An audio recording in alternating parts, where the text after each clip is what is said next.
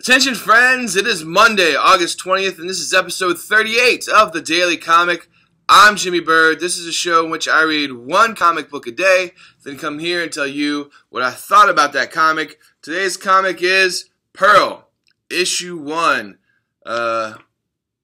Creators of Jessica Jones, Brian Michael Bendis, Michael Gaydos, right there.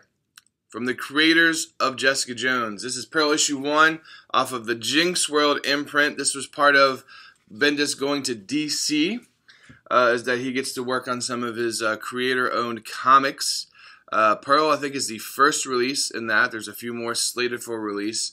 This is one of 6, again, if I remember correctly. I read this through a couple times, actually. The artwork is really beautiful.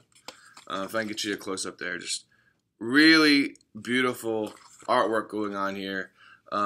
There's a reason why they tell you at the top, from the creators of Jessica Jones. Obviously, they want you to kind of connect this team, because again, Jessica Jones, now a legendary story, great writing, great art.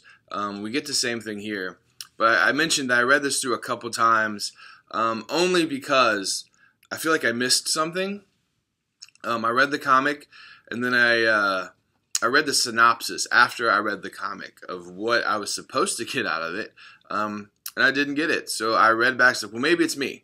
Maybe it's my personal experience, and I did not catch that the first time. But I read it again. I still I didn't connect the dots. So basically, Pearl is a young woman living in modern-day San Francisco. She is a tattoo artist, like a very in the now, just like, oh, hey, this isn't a job. Like, she loves the art, and she's just a very significant artist. But she also is getting caught up in this turf war between two different clans of the Yakuza. That's basically it. That's all I can tell you without spoiling it. Like I said, the art was beautiful. It was really well written, but the art, I guess, in a sense, did not match the story. Because as I read the synopsis of what the synopsis tells you, like, hey, this is what's going on, I was like, well, I didn't get that. You know, I wasn't able to connect the dots. And I think that's a big part, you know, as again, they have to leave some mystery as the writers and the artists. They have to write an intelligent comic, and there's sometimes they just leave you a picture and you're kind of left to your own devices to think of what it is. But I think if they're trying to get me from point A to point B, they didn't do a great job. I liked this comic book.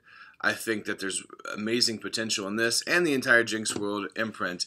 When I saw that there at the bottom, I was like, oh, hey, look, you know, DC just expanded the Sandman universe. Now they're going to give Bendis his own universe with these cast of characters that might somehow live in the same world and come together.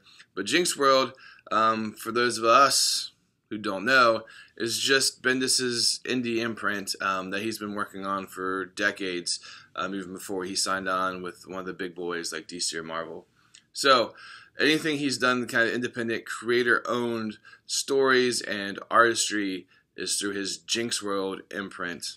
And now that gets kind of big-time publication because he works with DC.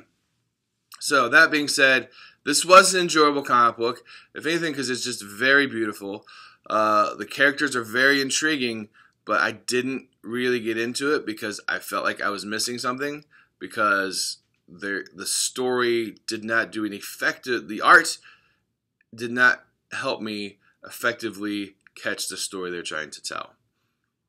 So, Pearl, Issue 1, in stores now. You can get that and thousands of others just like it at Paper Street Trading Company in lovely downtown Norwood, Ohio.